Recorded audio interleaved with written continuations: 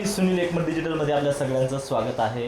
नीट paper फुटी प्रकरणामध्ये शिवराज मोठेगावकर यांना जे आहे ते सीबीआयने अटक केलेली आहे आणि आता शिवराज मोठेगावकर यांचे नवनवीन कारनामे जे आहे ते दिवसेंदिवस पुढे येताना पाहायला मिळते. कारण गेल्या अनेक वर्षापासून या क्लासेसच्या माध्यमातून जमवलेल्या मायेतून त्यांनी अनेक गैर प्रकारानं जे आहे ते प्रॉपर्ट्या खरेदी केल्याची माहिती जी आहे ती समोर येते आणि सामाजिक कार्यकर्ते असलेले मल्लिकार्जुन भाईकट्टी सर यांनी जे आहे ते गेल्या अनेक वर्षापासून हा लढा जो आहे ते दिलेला आहे. आणि सर आज आपल्यासोबत आहेत. सर नमस्कार. नमस्कार. स्वागत आहे आपलं एकमत डिजिटलमध्ये.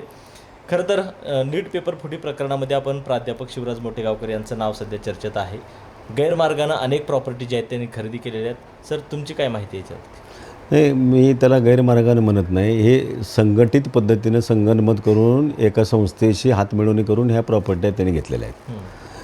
ह्याचे मुळात तर तुम्हाला एक मिनटात मी हिस्ट्री सांगतो तुम्हाला की 1963 साली शासनानं 26.5 एकर जागा संपादित करून लातूर इंडस्ट्रियल इस्टेट कोऑपरेटिव्ह सोसायटीला 1983 साली त्याचा लेआउट करून 100 प्लॉट पाडून उद्योगासाठी दिली.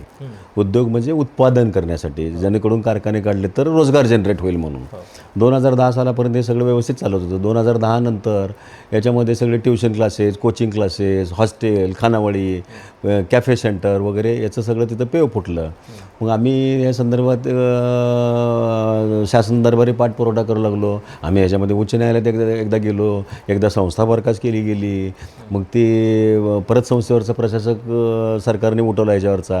मग हे सगळ्या मनमानी विरुद्ध 2014 पासून आम्ही आजपर्यंत याच्यामध्ये लढा देतो आहे.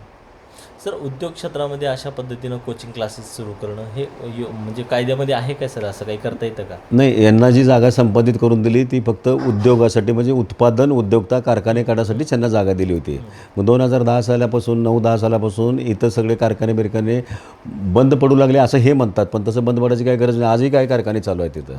यातले 62-63 प्लॉट होल्डर जे आहेत 100पैकी, तर ह्या लोकांनी काय केलं, tuition classes, coaching classes, hostel, खानावळी वगैरे असे महानगरपालिकेकडून जिल्हा उद्योग केंद्राची परवानगी न घेता अनधिकृत बांधकाम परवानगी यांना महानगरपालिकेने दिली.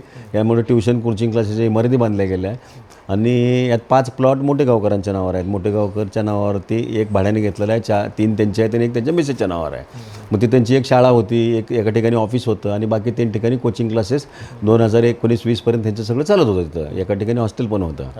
मग 2021 साली यांनी लातूर इंडस्ट्रियल इस्टेटमध्ये बंद पडलेली मिल जयशंकर डाळ मिल, त्याचे 10-12 प्लॉट या संस्थेत होते की जे ऑलरेडी त्यांचा बिझनेस बंद पडला म्हणून 2000 सालीपासून ही मिल बंद आहे आणि ते स्टेट बँक ऑफ हैदराबादचे डिफॉल्टर झाले असल्यामुळे ते प्लॉट तसेच होते. ते प्लॉट हे प्लॉट नंबर 38, 39, 42 आणि 42A हे प्लॉट हे म्हणजे आता खरेदीच केले नाही थोडक्यात. कारण का 6.5 कोटी रुपये यांनी त्यांना दिल्याचे, कॅशमध्ये दिले का चेकमध्ये दिल्याचं माहीत नाही, माझ्याकडे रिसीट पावती आहे त्याची. आणि ते प्लॉट नंबर 38, 39, 42 आणि 42A हे फ्लॅट हे प्लॉट अजून मोठेगावकरच्या नावावर नाहीत, बरोबर आहे. तर तरी असं असताना देखील महानगरपालिकेने मात्र परवाना यांच्या नावावर दिला आहे. हे म्हणजे जगातलं 8वं आश्चर्य आहे. आणि ते महानगरपालिकेच्या परवान्याची गुंटेवारीची प्रत बी माझ्याकडे आहे.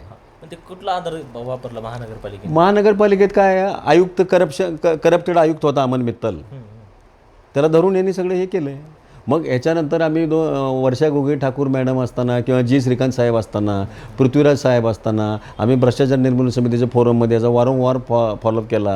जिल्हाधिकाऱ्यांनी वारंवार जिल्हा उद्योग केंद्राला सूचना दिल्या. जिल्हा उद्योग केंद्राने वारंवार पत्र काढली यांना, महानगरपालिका आयुक्तांना, की उद्योगासाठीच परवाने द्या असं आम्ही तुम्हाला कळवलं असताना देखील तुम्ही क्लासेससाठी बिल्डिंगची इमारती बांधायला परवानगी दिली आहे. तर त्या तात्काळ अनधिकृत बांधकाम समजून अतिक्रमण विभागाकडे पाडून टाका असा आदेश दिला असताना देखील महानगरपालिका 4-5-6 वर्षात काहीच करत नाही. याच्यामध्ये तुम्ही गेल्या अनेक वर्षापासून तुमचा हा लढा आहे की तिथल्या भूखंडावरती फक्त व्यवसाय झाला पाहिजे, तिथं कुठलाही म्हणजे क्लासेस असे चालले नाही पाहिजे. मात्र सर्रासपणे तिथं जे आहे ते नवनवीन क्लासेस जे आहेत तिथे येत आहेत तिथं. मग तुम्ही लढा जो देताय कुठं म्हणजे कमी पडतंय? असं नाही, कमी म्हणजे यांना प्रशासन पाठीशी घालतंय. प्रशासन पाठीशी घालतं यांना, दुसरं काय. आता कलेक्टरने कलेक्टरची कामं केली, जिल्हा उद्योग केंद्राने त्यांचं काम केलं, उद्योग संचालनाने त्यांचं काम केलं, पण महानगरपालिका करत नाही.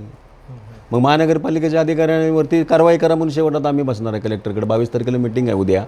आम्हाला कलेक्टरने पत्राला मिटिंगसाठी बोलवलं आहे. तर आम्ही त्यांना सांगणार महानगरपालिका आयुक्तावरती कारवाई करा जर ऐकत नसतील तुमचं तर. आणि नाहीच ऐकत म्हटलं तर आम्ही मुख्यमंत्र्याकडे जाऊन दाद मागणार, साहेब तुम्ही याच्यात लक्ष घालून हे सगळं करा. तर ते 6.5 कोटीचं काय प्रकरण आहे तिथे? 6.5 कोटी म्हणजे प्लॉट नंबर 38, 39 आणि 42 आणि 42 असे 4 प्लॉट मोठेगावकरांनी बंद पडलेल्या जयशंकर तर ते 6.5 कोटी रुपये त्यांना दिले असं त्यांच्याकडं पावती रिसीट आहे माझ्याकडे आणि ताबा पावती आहे. मग 6.5 कोटी रुपये चेकने दिले का कॅशने दिले ते आपल्याला माहीत नाही. बरं, मग ही तर जागा सरकारी आहे, मग ह्याची खरेदी विक्रीसाठी पैसे कसे लागले? आणि ह्याच्यामध्ये ज्यांचे उद्योग 6 महिन्याच्या वर बंद पडले ते प्लॉट ऑटोमॅटिक उद्योग संचालनाला जमा करायचे असं संस्थेची घटना सांगते. मग तसं असताना देखील मग वर्षानुवर्षे 25 वर्ष यांचे सगळे प्लॉट बंद पडले, तर मग ते सरकारला जमावाचे सोडून ह्यांना कसं विकले गेले? म्हणजे यांच्यात खरेदी विक्री झाली, म्हणजे हस्तांतर खरेदी विक्री म्हणजे रजिस्टर दस्त नाही झाला, पण पेपरवरती ठरावपत्र करून ह्यांनी सगळं केलं आणि त्याला सोसायटीने मान्यता दिली. मग सोसायटीने मान्यता कसं काय दिली याला? आणि तिथं एखादा प्लॉट जर रिकाम झाला तर तिथं वेटिंग लिस्ट आहे. नवीन उद्योगांना, नवीन प्रोजेक्ट लाभरवणाऱ्या लोकांना, तरुणांना द्यायसाठी ही सरकारी जागा आहे आणि त्याला फक्त एका प्लॉटला वर्षाला 600 रुपये भाडं आहे. आज त्या प्रत्येक प्लॉटची किंमत 20-25 कोटी रुपये एकेका प्लॉटची किंमत आहे. एकूण इंडस्ट्रियल इस्टेट हे 3000 कोटीच्या वर ह्याची किंमत आहे सगळी. प्लॉट नंबर 69 ते 75 असं जे प्लॉट आहेत त्याच्या पाठीमागं ग्रीन बेल्ट आहे, जो आम्ही बंद केला, जो गैरवापर होतो आहे खासदार फंडाचा वगैरे म्हणून. स्विमिंग टँक आणि शाळा बंद केली आम्ही सगळी ती. मग त्या ग्रीन बेल्ट आणि 69 ते 75 जे प्लॉट आहेत त्याच्यामध्ये त्याच्यामध्ये 40 बाय 60चा असा एक रस्ता आहे. तो रस्तासुद्धा याने गायब केला आणि त्या 69 ते 75 प्लॉटवाल्यांना त्यांचं क्षेत्र वाढवून दिलं, म्हणजे रस्ता आताच घेतला ह्यांनी आणि त्यालासुद्धा अमन मित्तलने परमिशन दिल्या बांधकामाच्या. नाही, खरं तर महानगरपालिकेच्या नगर विभागाकडनं जे असे अनेक म्हणजे नगर रचना विभागाकडून असे अनेक प्रकारे जे लोकांना हस्तांतरित केले, अनेक पैसे भ्रष्टाचार करून सर. मग यावरती मग तुम्ही म्हणजे कोर्टामध्ये वगैरे, हायकोर्टात वगैरे याच्या संदर्भात? नाही, कोर्टाने सगळं डायरेक्शन दिलेलं आहे, सगळं केलेलं आहे. तर आता इव्हन जी संस्था म्हणजे जिल्हा उद्योग केंद्र आणि उद्योग संचालक हे मालक आहेत की नाही त्या जागेचे, त्यांनी स्वतः सांगितलं की महानगरपालिकेकडे पाडून टाका म्हणून, तरी देखील पाडत नाहीत. म्हणलं तर मग काय म्हणायचं आपण याला? आता आपण जाऊन कोणाचं मग कोणाला तर कॉलर तर धरू शकत नाही, मग काय करू शकतो आपण? आता जे काय भारतामध्ये घटनेत तरतूद आहे त्याच्यानुसार जेवढा संघर्ष आपल्याला जेवढा पाठपुरवठा करता येईल तेवढा आम्ही करतोय. आता सुद्धा ट्युशन एरियामध्ये मोठी टोलेजंग इमारत जी आहे ती मोठेगावकरांची सध्या काम सुरू आहे सर. हो, मी तेच सांगितलं की ती इमारत आहे ना, त्याचा बांधकाम परवानाच त्यांच्या नावावर नाही आहे. तरी त्याचं ते ते अग्रवाल जयशंकर दाळमीच्या नावावर प्लॉट आहे, अजून हस्तांतरित झालेच नाही आहेत. मग तुम्ही विचार करा की जर ते प्लॉटच त्यांच्या नावावर, मोठेगावच्या नावावर हस्तांतरित झालं तर महानगरपालिका त्यांना बांधकाम परवाना जर देत असेल तर पाडणारा काय महानगरपालिका? मग या महानगरपालिकेच्या सगळ्या 2014 पासूनच्या आतापर्यंत सगळ्या आयुक्तावरती कारवाई करायला पाहिजे. असं आता आम्ही आता उद्या कलेक्टर साहेबांच्याकडं जो आमचं हे होईल त्याच्यात सांगून आम्ही शासनाला ऑलरेडी तसं कळवलेलं आहे, आतापर्यंत सगळ्या आयुक्तावर कारवाई करा. कोण करतंय कारवाई? आता सर उद्याच्या बैठकीमध्ये तुम्ही असं कलेक्टरांना सांगणार आहे, पण जर येत्या काळामध्ये तुमचं काय म्हणजे पुढची भूमिका असणार आहे? पुढची भूमिका काय? अजून एकदा नाही ऐकलं तर कोर्टात जायचं. दुसरं काय करू शकतो आपण? भारतामध्ये तेवढं एकच पॉवर आहे ना आपल्याला की बाबा आपण आपलं म्हणणं जर शासन ऐकत नसेल तर आपण उच्च न्यायालयात जायचं, जिथं अवेलेबल फोरम आहे तिथं आपण जायचं. ओके. खरं तर पाहिलं तर मोठेगावकर यांनी जे आहे ते पैशाच्या माध्यमातून अनेक गैरव्यवहारातून जे आहे ते प्लॉट खरेदी केलेले आहेत.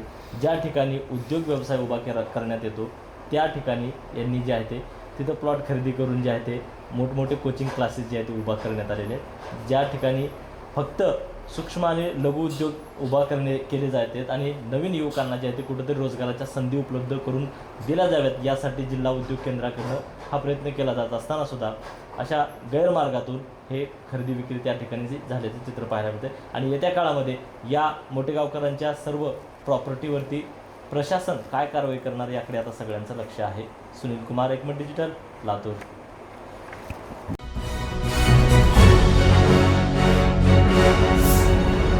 Thanks for watching Ekmat Digital.